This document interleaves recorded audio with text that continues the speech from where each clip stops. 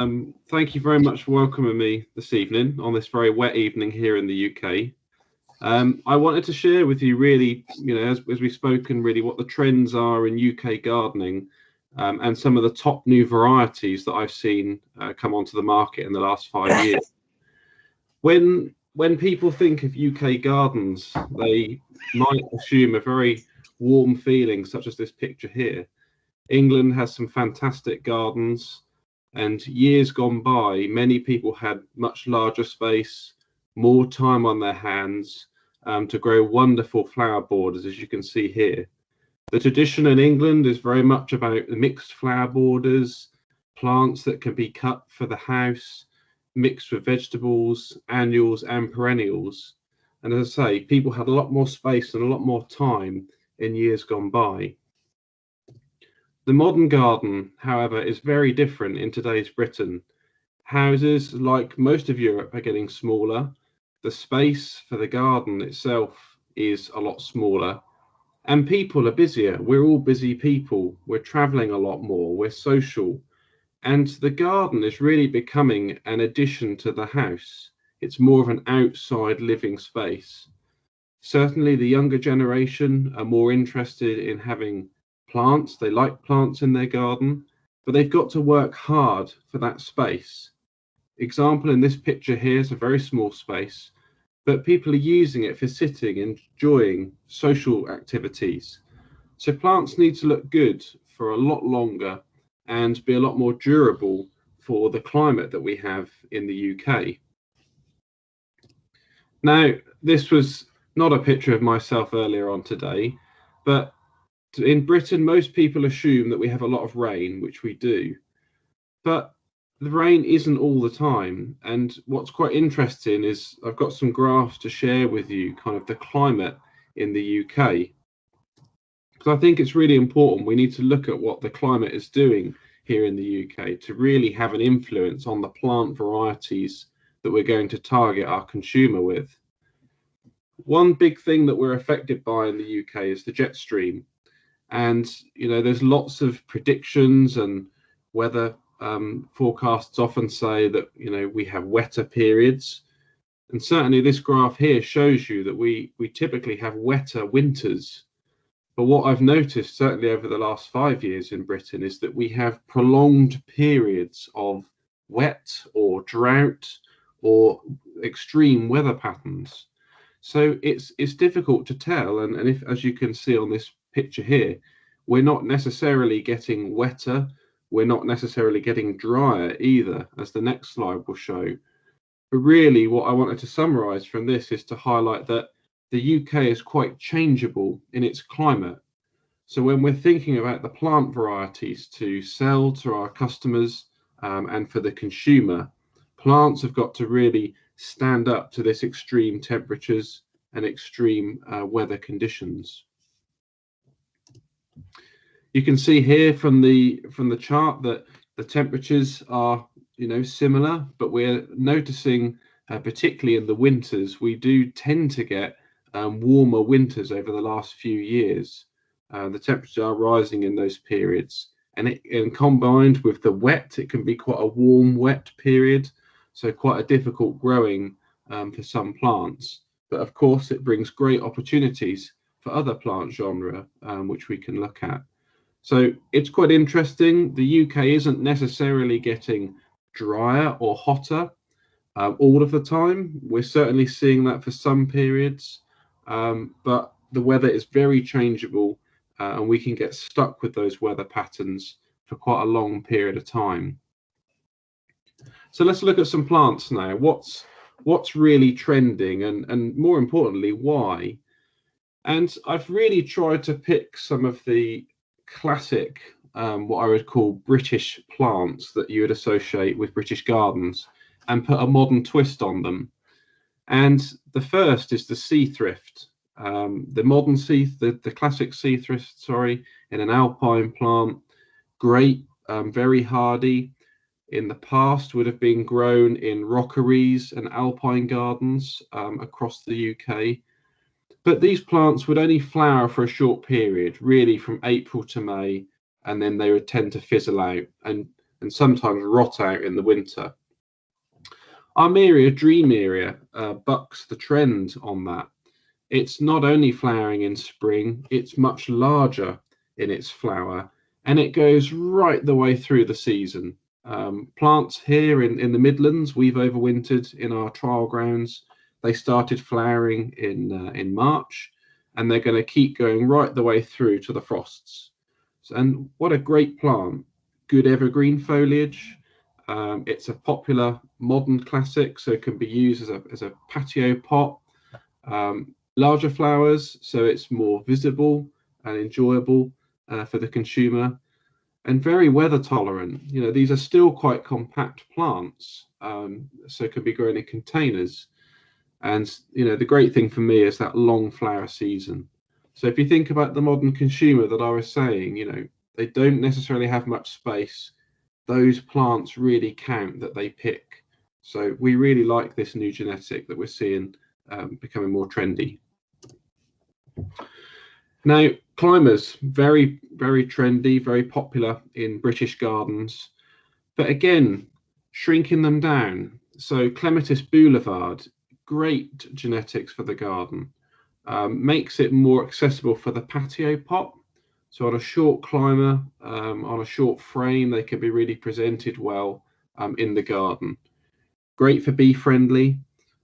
They can be grown in a border as a short climber if you've got a small wall for interest.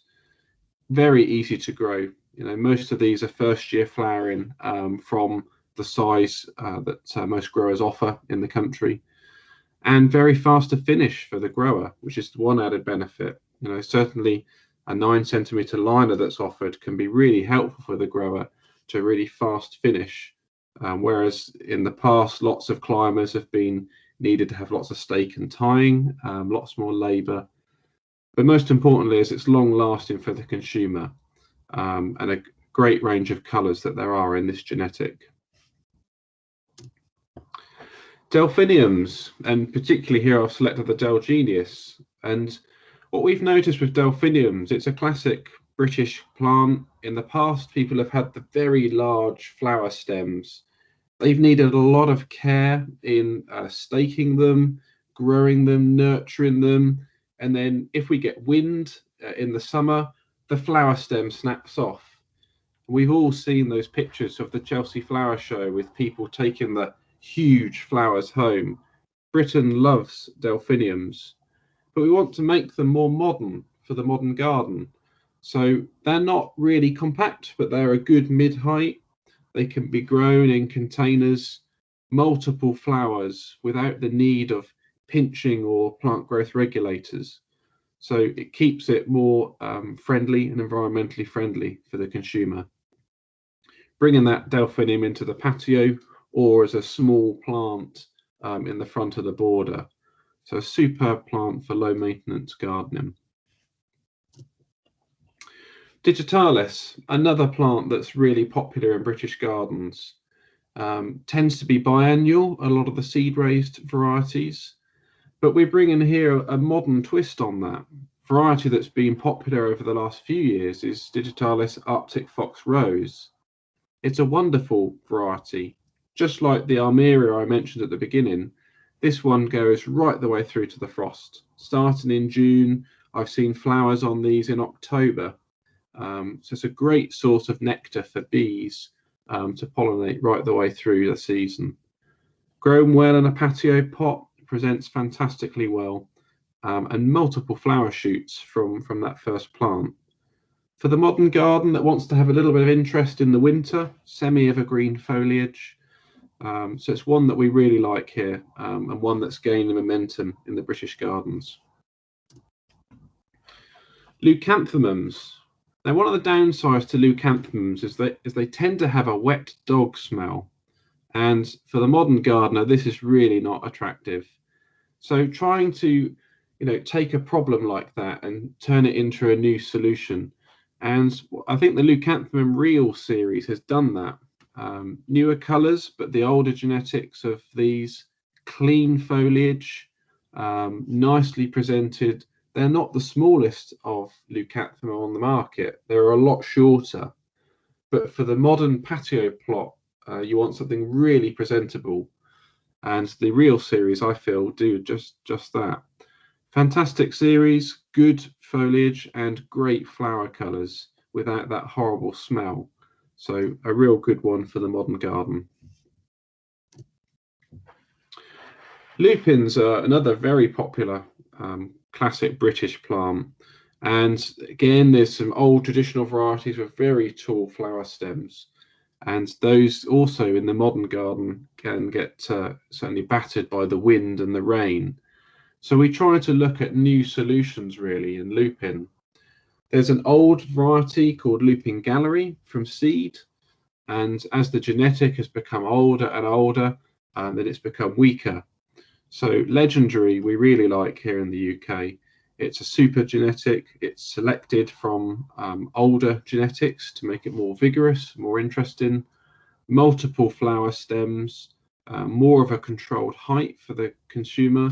So he can grow it in a patio pot or as a nice centerpiece in the garden. And what we really like about it is good clean foliage and bright colourful flowers for the consumer. So turning that problem into a great solution for the consumer. Here's a great genetic, Nepeta Neptune. Now, Nepetas in the garden traditionally would be floppy, Six Hills Giant, Walker's Low. We know the genetics, the Fascini types. And these popular catmints are great. But for the modern gardener, those are just too much work. They flop, they need pruning, they take too much space. So for the old garden, they'd be perfect, but the more modern garden, they just don't work. Neptune, I would suggest, is one of the first Nepetas on the market that really presents well at retail and gives a great solution for the consumer. The consumer can grow it as a patio plant and present it nicely in a decorative pot, as you see here. It has clean foliage, so it doesn't, doesn't degrade or look horrible as the season progresses. It's a manageable height, so it keeps itself compact. Great bee-friendly attributes. And if the grower or consumer wants to grow it in the garden, then it has great garden performance. We've overwintered several here in the Midlands, and it's come back superbly well after winter. So great modern variety to once a problem with some of those older forms. Another one that's gaining huge momentum throughout Europe is the Rudbeckia. And these Rudbeckia sort of Herta crosses are incredible. And I've picked here the Sunbeckia series. Last summer, there was a big Rudbeckia trial throughout Europe, and it took place here at RHS Hyde Hall. We also did our own Rudbeckia trial here at West Adderbury in the Midlands. And we had huge interest by the consumer, in particular for the Sunbeckia series. And really, why is that? Well, from what we found is that for the growers love it because they can plant it in the season from May. They can finish a large specimen pot very quickly in 4 to 6 weeks. But for the consumer, they've got a big plant that they can enjoy all summer long. And if they keep it well drained over the winter, then they will overwinter successfully. We've got some here in the grounds that are coming back after heavy frost and snow and all sorts that's thrown at them this winter. It's plants like this that are very versatile, being grown on the patio, gives people a great bit of colour when they're doing barbecues, and using that garden for the summer season. So again, the traditional varieties would be very tall, great for the back of the border in an old traditional English garden, but those aren't suitable now for the modern gardener. Salvias, there's many different Salvia nemorosa types. The Salvia Marvel has gained incredible traction in the UK. Marvel has got one of the largest flowers, and it's also one of the earlier ones to come into flower for the consumer. The rose is one of the strongest that we found on the market, and consumers love it. again, can be grown as a patio subject. Salvia nemorosa are incredibly hardy, incredibly versatile in the UK, and it's good for bee friendly. So the modern gardener is conscious of bee friendly pesticide use, etc. So plants like this just look after themselves, and they give you a great bit of colour and interest. So just to sort of summarise, really, I know I've whittled through that there, but I just wanted to give you an overview to the UK market. And really, just to summarise then, UK gardens are just more of an extension to the house. It's just another room that people look at with colour and interest to decorate their space. The British climate is variable. It's not only dry, but it's getting wet, and it's more variable due to that jet stream. Plants need to work hard to earn their space within the garden, and modern varieties need to perform for longer seasons and to be strong enough to cope with that changeable weather. Thanks very much for listening. Thank you. Thank you very much, Steve.